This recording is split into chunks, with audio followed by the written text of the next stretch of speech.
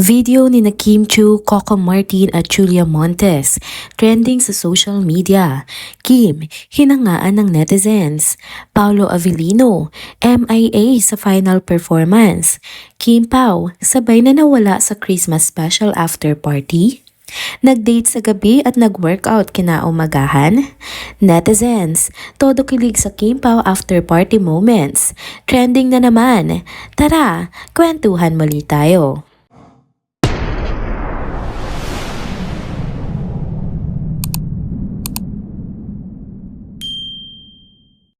Hello mga ka-trenders! Welcome back muli sa ating channel. Kung bago pa lamang kayo dito, huwag nang kalimutang mag-like, mag-subscribe at i-hit na din ang bell notification para lagi kayong updated sa mga balitang trending at napapanahon.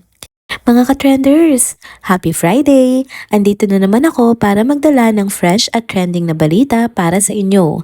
Ngayong araw, focus na naman tayo sa paboritong topic ng karamihan. Syempre, tungkol pa rin sa tambalang Kim Pao. Grabe, parang hindi nauubusan ng ganap ang dalawang ito, kaya siguradong sulit na naman ang kwentuhan natin sa video update na ito. Umpisahan natin ang kwentuhan patungkol nga sa isang video na kumakalat kuha pa mula sa nakaraang Christmas Special 2024 ng ABS-CBN.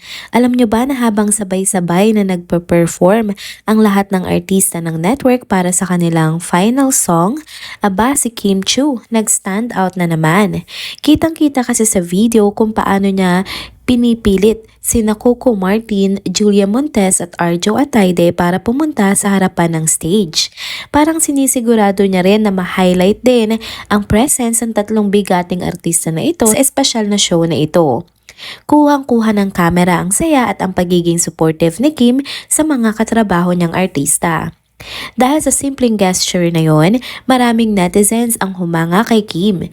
May mga nagsabi pa nga na ang ganda ng ugali niya. Sobrang maalalahanin at mataas ang respeto para sa mga kasamahan niya sa industriya.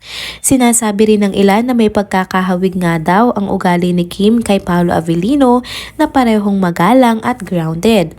Kaya siguro hindi lang ang mga fans niya ang mahal na mahal siya, pati na rin ang mga katrabaho niya sa industriya.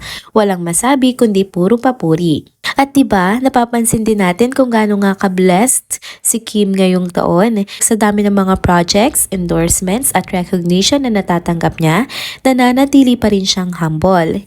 Hindi mo mararamdaman talaga na lumaki ang ulo niya kahit pa ang dami na nga niyang narating. Ang sabi nga ng ilan, isa ito sa mga dahilan kung bakit patuloy na dumarating ang mga blessings sa buhay ni Kim. Marunong kasi siyang magbigay pugay sa kapwa niya at alam niya kung paano niya ilugar ang sarili niya sa bawat sitwasyon, kaya naman sobrang nakakabilib. Nagtataka naman ang iba kung bakit hindi nila nakakita si Paolo Avellino sa nasabing final performance na iyon.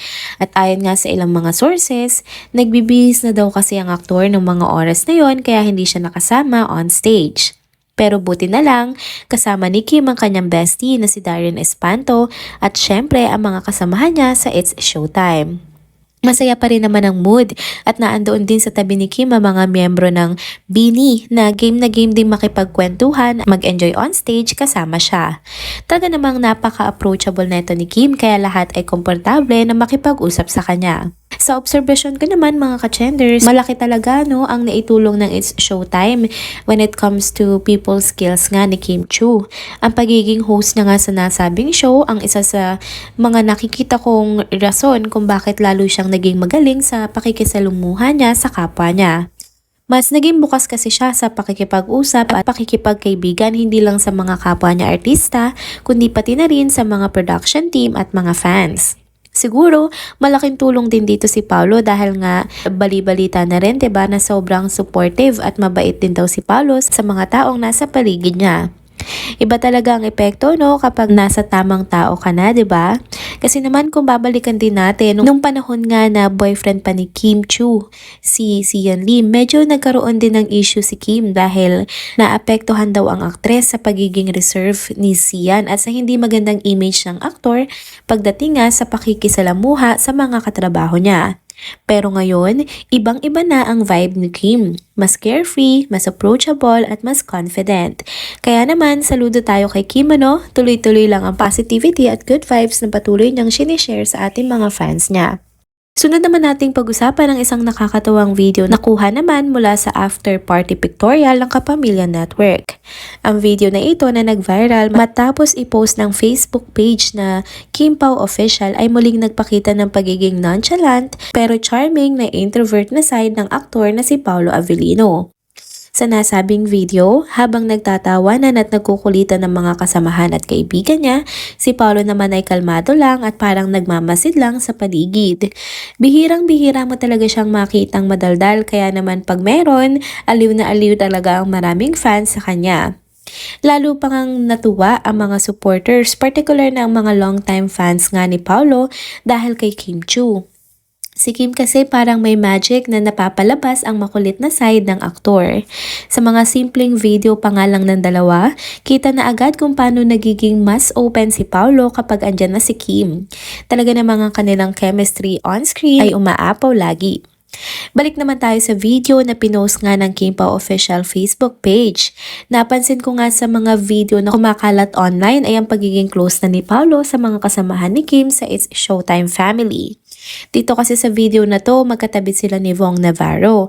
Meron ding video kung saan masayang nagkwakwentuhan sina Paolo at Darren Espanto na kilalang ang bestie ni Kim Chiu. Hindi ito simpleng small talk lang ha, kitang-kita na sobrang friendly ng vibe ni Paolo kay Darren. Ang saya panoorin dahil obvious na nagiging close na nga si Paolo sa Showtime Barkada. Syempre, araw-araw mo bang dalawin ang set ng nasabing programa para sundin ang girlfriend mo, 'di ba?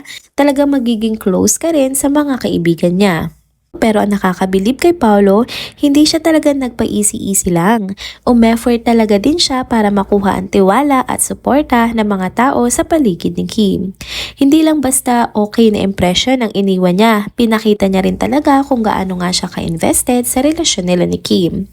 Talagang pinatunayan niya na mahalaga sa kanya ang mga taong mahalaga kay Kim. Dahil dito, deserving siya sa suporta at pagmamahal na ibinibigay ng Showtime Barkada at mga kaibigan ni Kim sa kanya. Nakakatuwa lang ding isipin na si Paolo bilang kilalang tahimik at hindi madaldal ay nagiging mas approachable dahil nga kay Kim.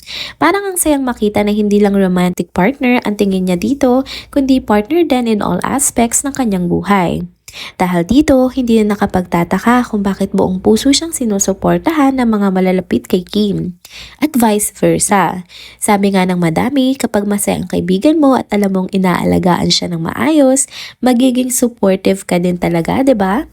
Ito naman mga ka-trenders ang pinakahuling chika natin para sa video update na ito. Usap-usapan din ngayon online ang halos sabay na pag-alis ni Kim Chiu at Paolo Avellino sa after party ng Kapamilya Network matapos ang bonggang success ng ABS-CBN Christmas special na ginanap nga sa Araneta Coliseum.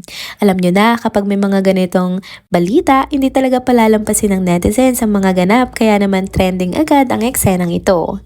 May mga videos na lumabas online kung saan makikita na magkasunod na inescortan palabas ng venue sina Kim at Paolo. Ang nakakaintriga pa, ayon sa mga videos, wala nga silang mga kasamang PA nang umalis. Dagdag pa ng ilang sources online, nauna nga daw lumabas si Paolo para i-ready ang sasakyan na gagamitin nila ni Kim. O diba, gentleman move na naman mula kay Paolo. Pero wait, hindi doon nagtatapos ang chika. May mga nagsasabi rin na bago tuluyang umuwi ang dalawa, nag-date pa raw sila. Sulit na sulit ang oras ha. Syempre, sobrang busy nila ngayon sa kanilang proyekto kaya kung may pagkakataong makapag-spend ng quality time, grab lang talaga sila ng grab. Kaya naman, todo na ang kilig ng Kim Pao Nation sa balitang ito. Nagsimula sa sweet na date noong gabi pero kinabukasan magkasama pa rin mag-workout sa gym. Laga namang hindi na mapaghiwalay ang dalawa. Sinusulit nila ang bawat pagkakataon na magkasama lalo na ngayong wala pa silang out of town or out of the country shows. Kung ganito nga lagi ang update, ang saya-saya lagi nating mga fans, 'di ba? Baka next time mas bongga pa ang maibalita natin. Kaya abang-abang lang mga ka-trenders at huwag kayong mawawala sa susunod nating updates. Hanggang dito na lang muna ang chika natin ngayon pero promise, marami pa tayong juicy updates na ihahatid sa inyo sa mga susunod pa na araw. And that's it mga ka-trenders. Dito na po muna nagtatapos ang ating isa na namang trending video update. Salamat sa inyong pagsubaybay at pagsama sa akin hanggang sa dulo ng video na ito. Pero bago kayo umalis, huwag niyo pong kalimutang mag-like, mag-comment, mag-subscribe at i-hit na din ang bell notification para lagi kayong updated sa mga balitang trending at napapanahon. Kita-kits sa susunod na video. Paalam!